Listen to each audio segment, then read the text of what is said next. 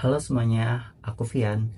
Di sini kita akan membahas salah satu algoritma machine learning yang sangat menarik, yaitu polynomial regression. Sebelumnya, udah tahu belum nih apa itu polynomial regression?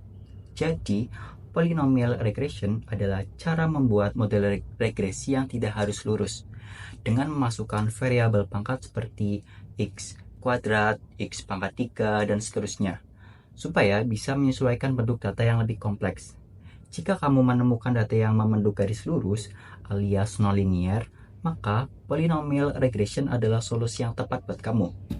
Oke, kita akan membahas mulai dari konsep dasar yang paling mudah dipahami hingga bagaimana kita bisa membangun intuisi yang kuat tentang cara kerja model ini.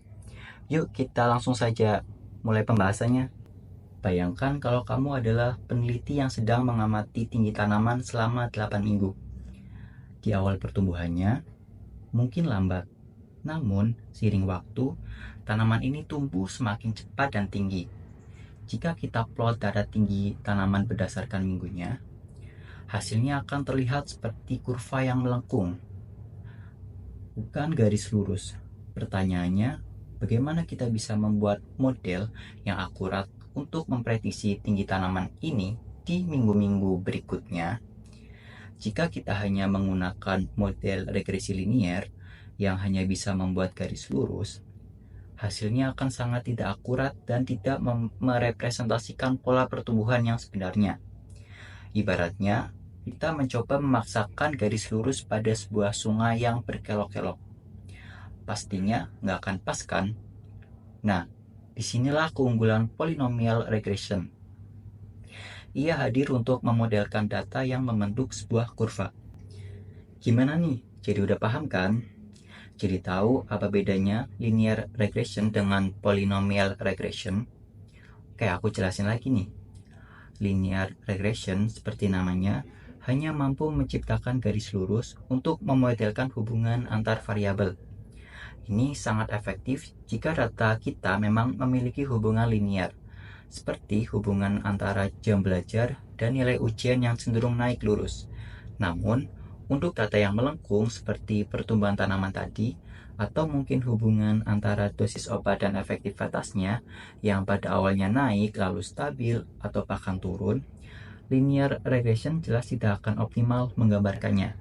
Selain itu, polynomial regression punya kemampuan luar biasa untuk mengikuti lengkungan dari sebuah data. Penasaran nggak kenapa polynomial regression bisa melakukan itu?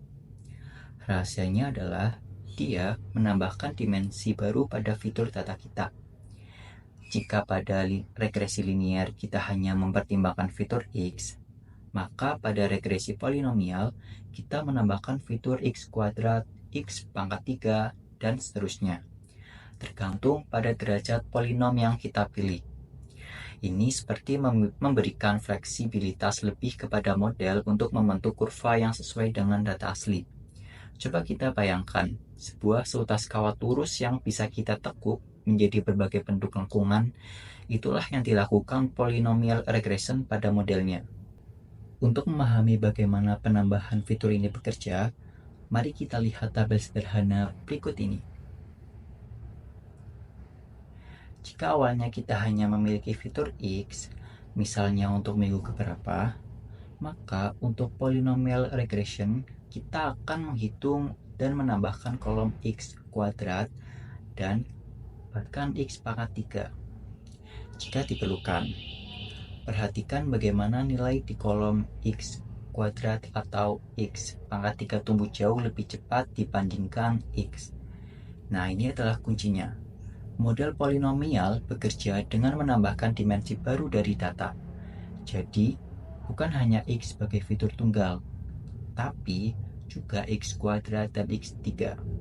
Meskipun kita menambahkan fitur-fitur baru ini, sebenarnya model yang kita gunakan di baliknya masih adalah model regresi linear biasa. Yang berubah adalah ruang tempat model itu bekerja.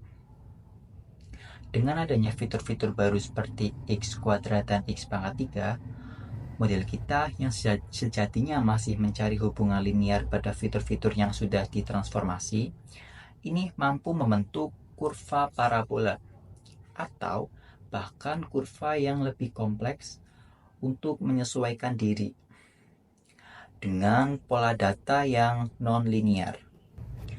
Analogi mudahnya begini. Bayangkan kamu ingin menggambar garis pada selembar kertas 2 dimensi, di mana gambar itu adalah linear regression. Sekarang, bayangkan kertas itu bisa kamu tekuk dan lipat menjadi bentuk 3 dimensi. Meskipun kamu masih menggambar di permukaan kertas itu, bentuk yang tercipta bisa jadi sebuah kurva atau bahkan permukaan yang kompleks. Karena kita telah menambahkan dimensi kedalaman. Nah, itulah yang dilakukan oleh polynomial regression. Ia menambah dimensi pada data agar dapat menemukan pola lengkungan yang lebih kompleks. Halo teman-teman, perkenalkan nama saya Diolak, nomor absen 8. Di sini saya akan melanjutkan dari Vian untuk pengimplementasian polynomial regression dalam bentuk code di Jupyter Notebook. Langsung saja kita masuk ke Jupyter Notebooknya. Oke teman-teman, kita sudah masuk ke dalam Jupyter Notebooknya. Selanjutnya kita akan memasukkan beberapa library seperti di sini ada NumPy, Matplotlib, lalu kita memasukkan Sklearn dan mengimport polynomial features, lalu kita masukkan Skir linear model, lalu mengimport linear progression, lalu kita akan scan matrix dan kita mengimport mean square error R2 score. Nah, untuk persiapan data awalnya, mari kita buat data dummy di mana hubungannya adalah kuadratik atau melengkung. Agar sesuai dengan cerita, kita buat 2D titik data agar grafik terlihat lebih mulus. Caranya, X sama dengan np.inspace dalam kurung min 3,3,20 reshape min 1,1. Nah, ini Y sama dengan X kuadrat plus sedikit noise atau gangguan acak. Caranya yaitu Y sama dengan X kuadrat lalu plus np.random.randn dalam kurung 20,1 dikali 2. Oke teman-teman, di sini kita akan melakukan transformasi polinomial. Dengan polinomial features dari sklearn, kita ubah fitur dari hanya X menjadi 1,x, X kuadrat. Ini seperti menambahkan dimensi agar model bisa membentuk lengkungan. Kodenya seperti ini teman-teman. Poly underscore features sama dengan polynomial features dalam kurung degree sama dengan 2 include underscore bias sama dengan false.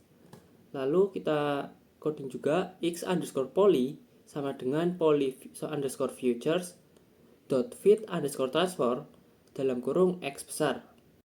Oke teman-teman, di next step kita akan melatih modelnya. Walau namanya polynomial regression, kita tetap gunakan linear regression karena yang berubah hanyalah bentuk fiturnya, bukan model regresinya. Langsung saja kita masukkan kode model sama dengan linear regression dalam kurung, terus bawahnya kita ketik model.fit dalam kurung x underscore poly, y. Oke teman-teman, di sini saya akan memvisualisasikan datanya. Nah, hasilnya nanti akan terlihat jelas kurva polinomial mengikuti data dengan sangat baik. Modelnya mampu menangkap pola percepatan pertumbuhan. Langsung saja kita masukkan codingnya di sini. Y underscore pred sama dengan model dot predict dalam kurung x underscore poly. Lalu kita akan mengurutkan nilai untuk plot garis yang mulus. Kodenya langsung saja kita masukkan.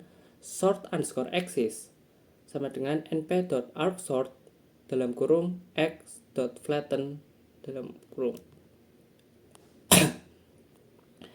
Lalu di bawahnya x underscore sort sama dengan x dalam kurung sort underscore axis. Bawahnya y underscore pred underscore sorted sama dengan y underscore spread dalam kurung sort underscore axis. Lalu kita akan menampilkan pie plot. Seperti di sini ada plt figure, ada plt scatter, ada plt plot,